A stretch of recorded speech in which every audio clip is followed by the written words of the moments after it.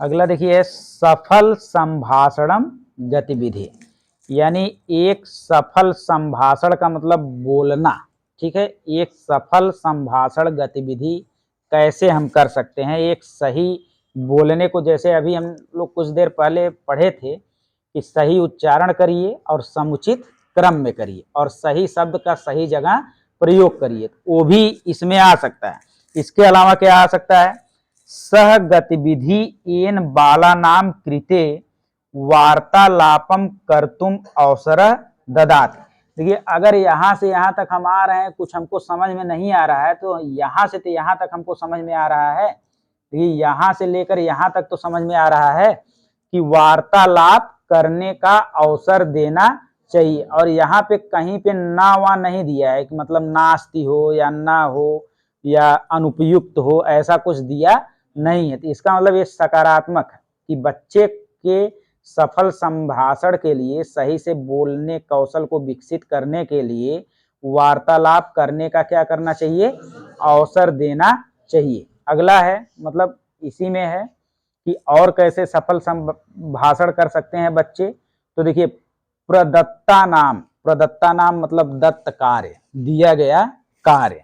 संकेता नाम, यानी संकेत का मतलब जैसे गाय पर निबंध लिखना है, कंप्यूटर पर निबंध लिखना है, किसी और विषय पर निबंध लिखना है, तो उसके संकेत को बच्चे के सामने क्या करिए, प्रस्तुत करिए।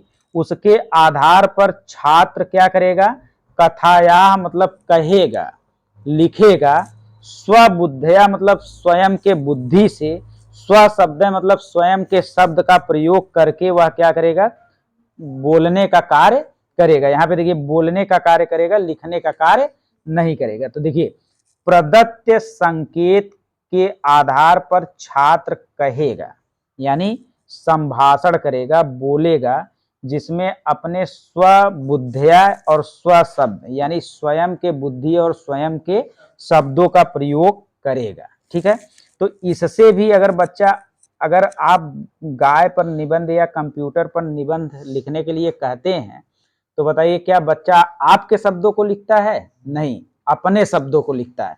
तो यहाँ पे लिखने की बात नहीं हुई है, बस समझ लीजिए कि गाय पर बोलने की बात हो गई, संभाषण की। तो वह अपनी बुद्धि से और अपने शब्दों का प्रयोग करके वह कार्य करेगा, बोलेगा, तो इसे आप सफल संभाषण गतिविधि कह सकते हैं। अगला है उत्तम श्रोता, मतलब अच्छा सुनने वाला। तो जैसे अभी हमने बताया कि आपको एक कहानी सुनाई जाए, आप एकदम ध्यान से क्या करिए, सुनिए। आधे लोग ऐसा सुनेंगे कि सुनने के चक्कर में उनको सुनाइए नहीं देगा, ठीक, कि मतलब उनका दिमाग एकदम साइलेंट हो जाएगा, उनको कुछ सुनाई देगा नहीं और एकदम अच्छे से सुनने के चक्कर में थोड़ा भी सुन नहीं पाएंगे।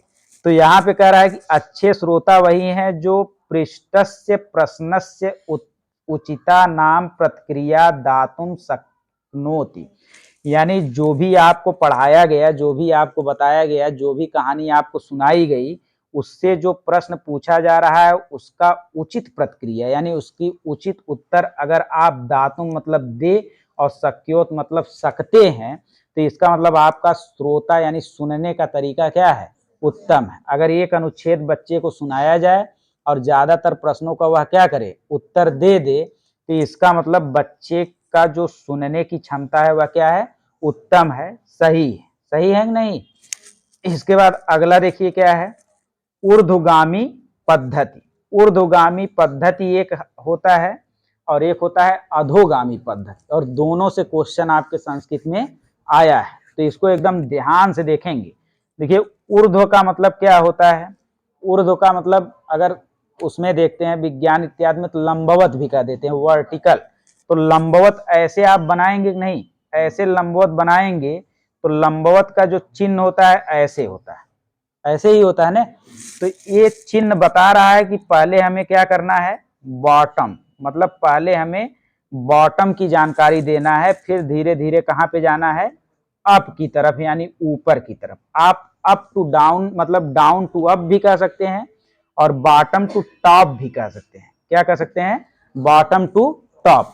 यानी बच्चे को अगर आपको मान लीजिए शब्द बनाना सिखाना है, तो बच्चे को पहले क्या आप वर्णमाला नहीं सिखाएंगे, पहले आप क सिखाएंगे, फिर सारी मात्राएं सिखाएंगे, और मात्रा सिखाने के बाद धीरे धीरे अगर कौवा लिखना है तो बच्चे को क लिखवाएंगे, उसके बाद उस पे औ की मात्रा लगवाएंगे, फिर बड़ा वाला क्या करेंगे आ लिखवा देंगे या वा लिखा के उस पे मात्रा लगवाएंगे। जैसे भी आपको लिखाना है, लेकिन आप शुरू कहाँ से करेंगे, बॉटम टू टॉप, यानी सामान्य से विशिष्ट की ओर। तो ऐसे सिस्टम को हम ऊर्ध्वगामी पद्धति कहते हैं। तो एकदम ध्यान दीजिएगा, ऊर्ध्वगामी का मतलब है कि इस तरह से बनाएंगे तो बॉटम टू हम कहाँ पे जाएंगे, टॉप। यानी यहाँ पे पहले हम वर्णमाला सिखाएंगे, फिर 2 अक्षर वाले शब्द सिखाएंगे, फिर 3 अक्षर वाले शब्द सिखाएंगे, तब हम कविता और कहानी की तरफ आएंगे। तो बताइए, एकदम नीचे से हम धीरे धीरे क्या कर रहे हैं, ऊपर जा रहे हैं, यानी बॉटम टू टॉप जा रहे हैं या बॉटम टू अप जा रहे हैं। तो ऐसे ही अप्रोच को, ऐसे ही पद्धति को हम क्या कहते हैं, ऊर्ध्वगामी पद्धति। अब संस्कृत में देखिए कैसे लिखा रहेगा, सर्वप्रथम वर्णमाला दीयते, सबसे पहले क्या देंगे, वर्णमाला देंगे। ततः द्वय अक्षर शब्दा, यानी 2 अक्षर के शब्द देंगे। ऐसा लिखा रहेगा कि हम लोग उसी में घुस जाएंगे और जान नहीं पाएंगे कि ये 2 अक्षर शब्द लिखा है, अगर पहले से नहीं किए रहेंगे। द्वय अक्षर शब्दा, फिर दिया त्रत त्रय अक्षर शब्दा, यानी पहले वर्णमाला दिए, फिर 2 अक्षर वाले शब्द, फिर 3 अक्षर वाले शब्द, फिर अंतराच, यानी कुछ समय के बाद फिर हम कथा और कविता, यानी अब बच्चा मिला के पढ़ना सीख गया, अब उसे कविता और कथा को सिखाएंगे। तो इस पद्धति को हम क्या कहेंगे, ऊर्ध्वगामी पद्धति। अभी कुछ देर बाद अधोगामी भी आएगा, तो इसको ध्यान दिएंगे। उसके बाद देखिए, बालेन मातृभाषायाः अधिग्रहणम भवति प्रमुख्यतः श्रवणेन, यानी कह रहा है कि बालक जो है मातृभाषा का अधिग्रहण कैसे करता है।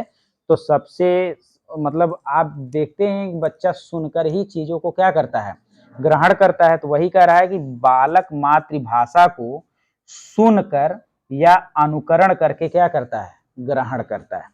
तो बाल स्वाभाविकतया तस्य प्रथमा भाषाम अनुकरणोति, ठीक, यानी कि बालक जो मातृभाषा है या प्रथम भाषा है उसे सुनकर और अनुकरण करके ही क्या करता है, सीखता है। घर में आसपास सभी लोग बोलते बोलते रहते हैं, बताइए 5 साल से पहले तो बच्चा लिखने तो जानता नहीं है, केवल सुनता रहता है और वही सुन के अनुकरण करके क्या करता है, बोलता है। तो देखिए इसमें लिखना बोलना सब कुछ लिखा रहेगा।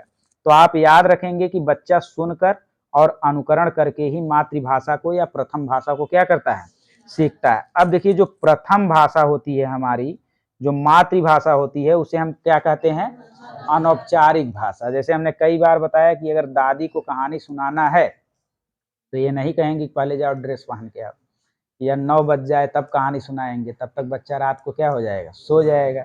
पता लगे 9 बजे से कहें कि 3 बजे तक तुम्हारी क्लास चलेगी, उनको तो निदिये नहीं आती है, 60 साल की हो गई तो हिंदी में उसे क्या कहेंगे, सठिया गई हैं। और इधर जो है बच्चे को जबरदस्ती क्या कर रही, तुम्हारा क्लास रात में 9 से 3 चलेगा, तो बच्चा भी कहेगा कि अरे दिन में 9 से 3 वो सब परेशान करें और रात में 9 से 3 आप करेंगे।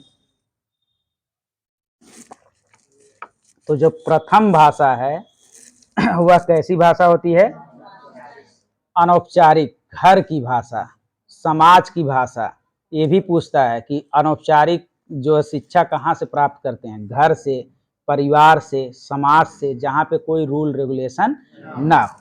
उसके बाद द्वितीय भाषा जो होती है वो कहाँ पे ग्रहण करते हैं, विद्यालय में। उसे आप क्या कहते हैं, औपचारिक भाषा, यानी formal language, formal education, formal language, यानी जिसमें रूल रेगुलेशन हो।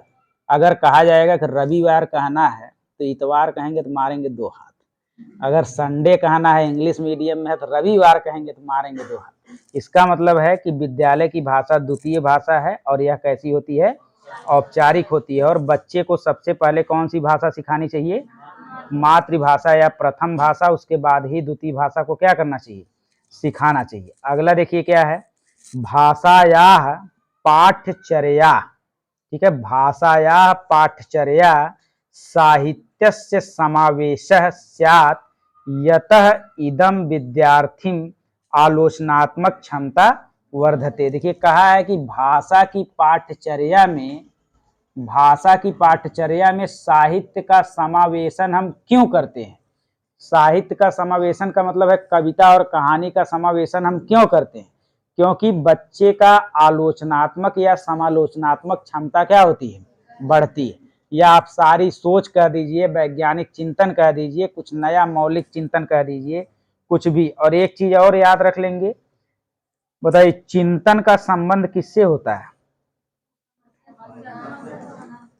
चिंतन का जो संबंध होता है वह समस्या समाधान। ठीक, चिंतन है, प्रत्यक्षीकरण है, समस्या समाधान है, तीनों शब्द हमेशा याद रखिएगा। इसके बाद देखिए अब आ गया ना अधोगामी प्रणाली। तो अधोगामी का मतलब क्या हो गया, टॉप टू बॉटम।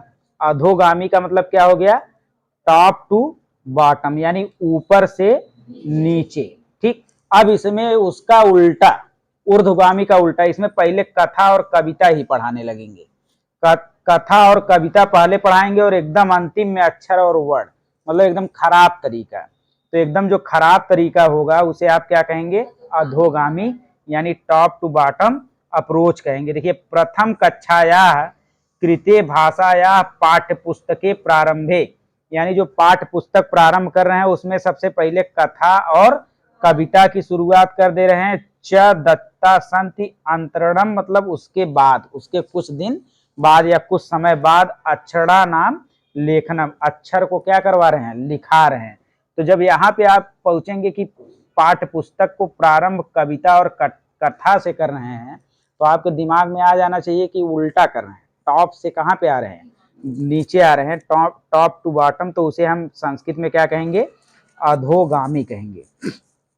इसके बाद देखिए लिखा है एक शिक्षक भाषा शिक्षण पढ़ाते समय विज्ञान विषय तथा सामाजिक विज्ञान विषय से उदाहरणों का प्रयोग करता है। तो इस प्रविधि को हम विज्ञान भाषा शिक्षण भी कह सकते हैं। ठीक है, देखिए यहाँ पे यह कहा जा रहा है कि एक शिक्षक भाषा शिक्षण पढ़ाते समय, अब पढ़ा रहे हैं भाषा, चाहे हिंदी पढ़ा रहे हो, संस्कृत पढ़ा रहे हो, अंग्रेजी पढ़ा रहे हो, कोई भाषा पढ़ा रहे हैं, उसमें विज्ञान विषय के कुछ उदाहरण ले रहे हैं और सामाजिक विज्ञान यानी एसएसटी का भी कुछ क्या कर रहे हैं, उदाहरण ले रहे हैं।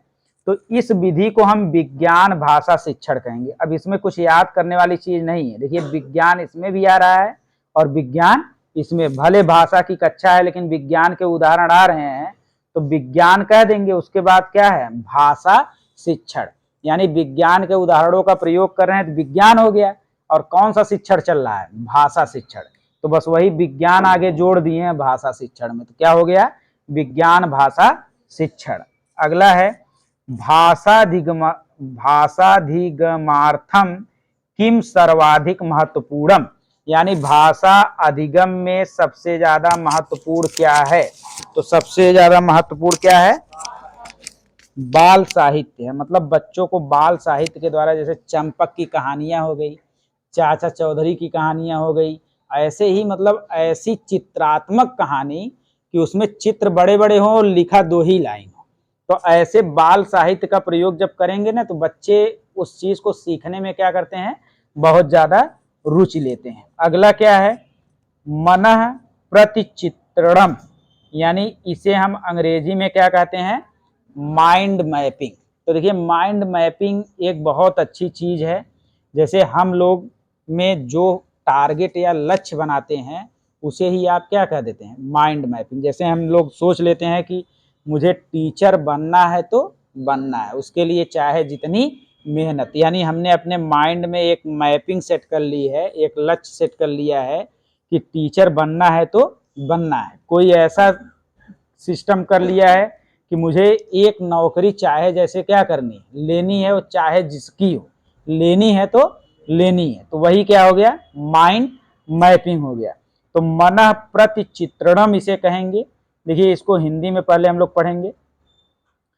भाषा में मन का प्रतिचित्रण एक साहसिक कार्य के लिए कार्य योजना तथा उसके निवेदन करने के लिए छात्रों को निर्देश दिया गया उस कार्य को करने से पहले मानसिक संकल्पना द्वारा जो योजना तैयार की जाती है, भाषा शिक्षण में उसे क्या कहते हैं, मन। तो कुल मिला जुला के देखिए बार बार वही आ रहा है ना कि योजना जो तैयार की जाती है, जो हम लक्ष्य अपना तैयार करते हैं कि हमें ये काम करना है तो करना है, वही क्या हो गया, माइंड मैपिंग। जैसे मान लीजिए सफलता मिल गई तो हम टीचर हो गए, अगर सफलता नहीं मिली तो उसमें भी हम माइंड मैपिंग करते हैं कि हम फला बिजनेस करेंगे, वो भी क्या हो गया, माइंड मैपिंग। तो देखिए लिखा है एकस्य साहसिक कार्य, कार्य योजना। एक कार्य योजना शब्द जो है माइंड मैपिंग में जरूर मिलेगा, क्योंकि माइंड मैपिंग आप बिना किसी कार्य योजना के नहीं कर सकते। जैसे यहाँ पे आपका कार्य योजना यही है कि आपको सीटेट पास करना है, उसके बाद क्या करना है, सुपर टेट पास करना है, या अगर सीटेट मान लीजिए नहीं तो यूपी टेट पास करना है, और क्या पास करना है, सुपर टेट पास करना है। वो चाहे प्राइमरी वाले हो चाहे जूनियर वाले हो, दोनों में यूपी टेट है और दोनों में क्या है, सुपर टेट है। तो आप एक सिस्टम बनाए हैं कि मतलब ये पास होंगे फिर ये पास होंगे तो हम टीचर बन जाएंगे। तो यह एक क्या है, साहसिक कार्य ही तो है कि इतना मेहनत करके हम लोग इतना मेहनत करके पेपर देते हैं, एक कार्य योजना बनाते हैं। उसके बाद ये जो लिखा है कि तस्या निवेदनम कर्तु छात्रेभ्य निर्देशक, तो इससे ज्यादा मतलब नहीं है, बस यहाँ पे कार्य योजना शब्द आप क्या करिएगा, खोजिएगा। ठीक है, इसके बाद आपका आ जाएगा नकारात्मक टैग वर्ड।